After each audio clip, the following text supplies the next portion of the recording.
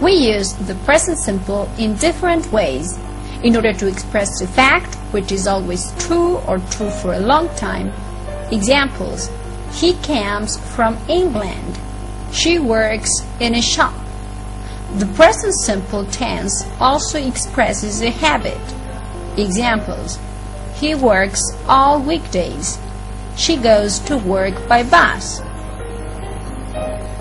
In this chart, we can see the affirmative form of this verb tense.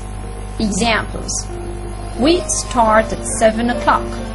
She starts at 7 o'clock. You form the third person singular, he, she, it, of most verbs in the present simple by adding s.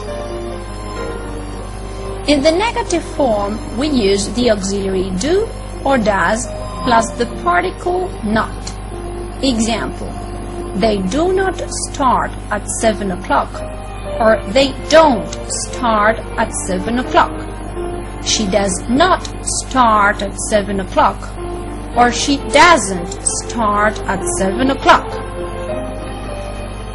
In English, there are two types of questions: WH questions or yes/no questions.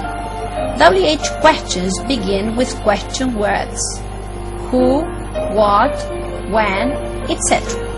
Example: when do they start? When does it start? In yes/no questions, we begin without a question word.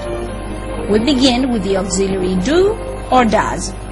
Example: do you work? Does she work? Here, there are 3 points for you to remember. First, when we make questions in negatives, we use do or does. Second, in questions, the subject comes after do or does.